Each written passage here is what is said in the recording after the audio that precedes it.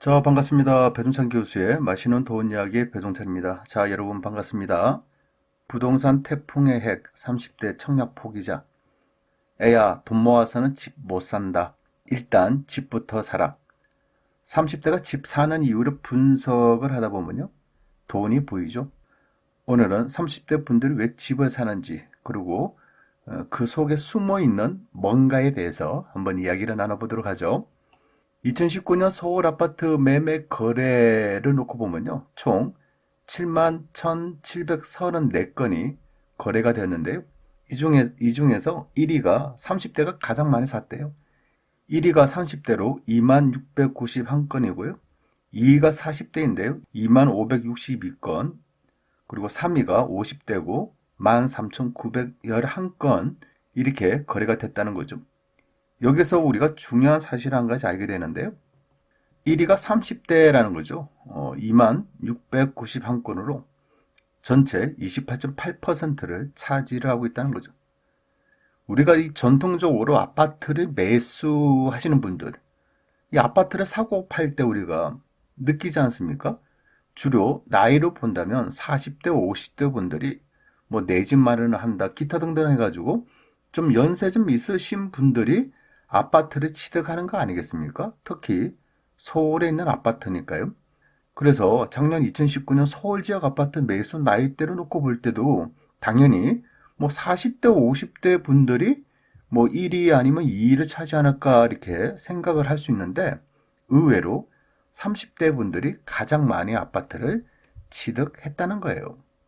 그러면 우리가 통상적으로 생각할 때 이 30대라고 생각하면 어떤 생각이 드나요? 일단은 30대라고 한다면 사회 초년생적인 분위기? 좀 나이가 많지 않지 않습니까? 이 저 같은 경우에도 30대 초반을 보면 야, 정말 젊다. 맞아요. 아, 이거 참 좋은 때다라고 이렇게 생각을 하지 않습니까? 그리고 사회 초년생들이고 또 결혼 준비를 하는 거고 또 신혼부부의 가능성이 많고 그래서 이제 집에서 나와서 독립을 하는 그런 준비하는 단계. 그러다 보니까 당연히 뭐 전세로 살고 월세로 사는 그런 전세 월세 수요자층이 저는 30대라고 이렇게 생각을 한다는 얘기죠.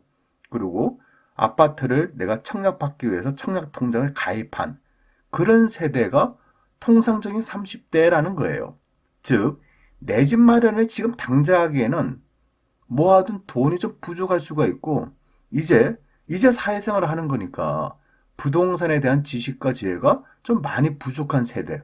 그래서 내 집 마련보다는 어떻게 보면 뭐 현재 열심히 살자, 뭐 현재 즐기자, 이런 세대일 가능성이 높다라는 거죠. 그런데 이러한 30대가 오히려 서울 아파트의 거래 순위를 놓고 본다면 1위라는 거예요, 세상에. 물론 30대 분들 중에서 뭐 자수성가해서 돈을 일찍 모아서 또 많이 모아서 아파트를 살 수도 있겠죠. 하지만 중요한 거에 아파트 한 채 가격이 뭐 1억, 2억 하는 것이 아니잖아요. 서울이라는 곳은. 뭐 평균 가격으로 따져도 뭐 7억, 8억대가 아닙니까?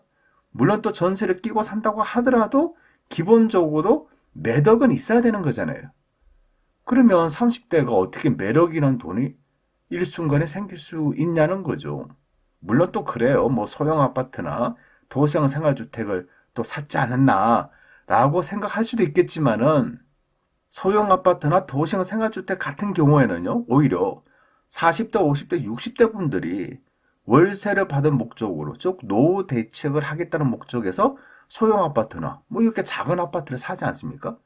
제가 아시는 분들은 그래요. 제가 아시는 뭐 50대, 60대 분들은 오히려 소형 아파트나 월세 나오는 아파트, 작은 아파트 더 선호를 하시고 뭐 몇 채를 사고 몇십 채를 산다는 얘기예요. 이런저런 이유를 놓고 본다면 30대가 서울 아파트를 매수 1위라는 거는 어떻게 보면 굉장한 의미가 있다라고 말씀을 드릴 수가 있는 거예요. 자, 그렇다면 30대가 왜 이렇게 서울의 아파트를 매수하는지 그 이유에 대해서 하나씩 살펴봅시다. 먼저 일반론적이에요. 누구나 다 하는 얘기인데요. 압축을 해서 좀 설명을 해드리면 첫 번째는 청약 포기죠. 청약 가점이 너무 낮다는 거예요. 뭐 이제 뭐 결혼해가지고 또 무주택 기간이 짧잖아요. 부양 가족도 적고. 그러다 보니 서울에서는 아파트가 당첨이 되면 몇 억이 떨어지고 뭐 7, 8억이 떨어지고 10억이 떨어진다는 거 누구나 알고 있죠. 그런데 당첨 받을 수가 없어요. 왜? 청약 가점 점수가 너무 낮다는 거죠. 따라서 청약은 받을 수는 없고요. 아파트 가격은 올라가고 전세 가격도 올려달라고 그러고 결국 기존의 아파트에 대해서 관심을 가질 수밖에 없다는 얘기죠.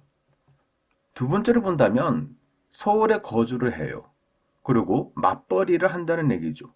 부부 소득 합산을 하게 되면 어떻게 보면 고소득이에요. 남자분이 예를 들어서 400만 원 벌고 여자분이 예를 들어서 300만 원을 번다면 합산하게 되면 700만 원 돈이지 않습니까? 즉 30대가 맞벌이를 할 경우에는 소득이 적지 않다라는 얘기예요. 여기에다가 대출 조건이 좋아요. 즉 생애 첫 주택을 구입할 경우에는 대출에 대한 규제가 낮고요. 이자도 부담이 그다지 높지가 않지 않습니까? 그러다 보니까 전세 자금으로 오히려 융자 조금 받고 해서 내 집 마련을 한다는 얘기예요. 네 번째로 본다면 끝없이 오르는 아파트 가격. 이거를 뭐 쳐다만 보기에는 좀 답답한 부분이 있겠죠. 또한 꾸준히 올라가고 있는 전세 가격이에요. 2년마다 한 번씩 전세 가격 올려달라고 하니 이 뭐 30대 세입자 입장에서는 얼마나 힘들겠어요. 그래서 불안해서 못 사겠다는 거예요. 아파트 가격은 계속 올라가고 전세 가격도 올라가고 이처럼 급등만 하고 있는 집값만 쳐다보니까 불안하죠. 불안하니까 그냥 집을 사자. 돈이 없더라도 어떻게 돈을 마련했으라도 집을 사자. 영혼까지 끌어모아서 집 사자. 이게 지금 30대의 현실 아닙니까? 영끌이라 그러잖아요. 영혼까지 끌어모아서 집을 사자. 참 이게 부동산 시장이 어찌 이 모양이 됐는지요. 젊은 세대는 열심히 일을 해서 돈을 모으고 자녀들이 생기면서 또 집을 사고 자녀들이 커나가면서 아파트 평수를 넓혀가는 그러한 아파트와 인간이 함께 커나가는 이러한 삶이 좀 돼야 되지 않을까요? 그런데 어찌 이렇게 됐는지 이 너무 많이 급등을 하다 보니까 좀 문제가 부동산 관련해서 문제가 어떻게 보면 심각해도 너무 심각하다라고 말씀을 좀 드릴 수 있을 것 같아요. 뭐 어찌 되었든 참 안타까운 사실이고요. 아무튼 30대가 집 사는 이유 또 있죠. 7번째인데요. 부모님들의 조언과 증여예요. 얘야, 돈 모아서는 집 사기 힘들다. 일단 집부터 사라. 그리고 부모님들께서 일정 금액의 돈을 주셔서 그 돈을 포함해가지고 집을 산다는 얘기죠. 이게 부모님 입장이라도 부동산 가격이 이렇게 급등하는데 답답한 거예요. 우리 아들, 딸, 자식들이 부동산이 없다면 내 집에 거주하지 않고 전세나 월세로 사면 답답하죠. 그러니까 부모님들 그 재산까지도 미리 증여를 통해서 돈을 줘가지고 집을 사게끔 부모님들이 조언을 해주신다는 거고 증여를 해주신다는 얘기예요. 그래서 30대 분들이 집을 산다는 거예요. 30대 분들. 아니, 지금 당장 집 살 돈은 없지 않습니까? 그렇잖아요. 누군가의 도움을 받아서 집을 산다라고 우리가 이렇게 이해를 할 수도 있다는 얘기예요. 물론 대부분의 부모님들이 애야, 돈 모아서는 집 못 산다. 일단 집부터 사라. 이렇게 말씀을 안 하시겠죠. 대부분의 부모님들은 니들 알아서 잘 살아라. 이런 생각들을 많이 하시겠죠. 그런데 좀 앞서가신 분들, 또 어느 정도 재산이 있으신 분들, 그런 부모님들 입장이라면 부동산 재테크에도 좀 밝으신 분들 알겠어요? 그런 부모님들은 지금은 집을 사야 될 시기다. 전세 사지 말고 이왕이면 내 집 마련해다라고 이렇게 얘기를 한다는 얘기죠. 그렇지가 않나요? 그래요. 안 그럴 수도 있겠죠. 가능하다면 내 집 마련은 빠르면 빠를수록 좋다라는 얘기겠죠. 그리고 마지막 8번째를 살펴보면요.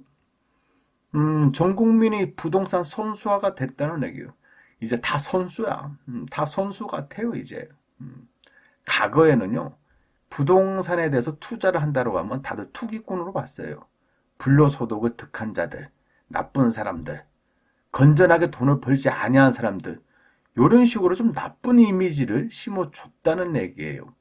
그런데 현재는요, 부동산 투자를 투자로 보는 거예요. 즉, 재테크를 잘해서 돈을 번 사람들.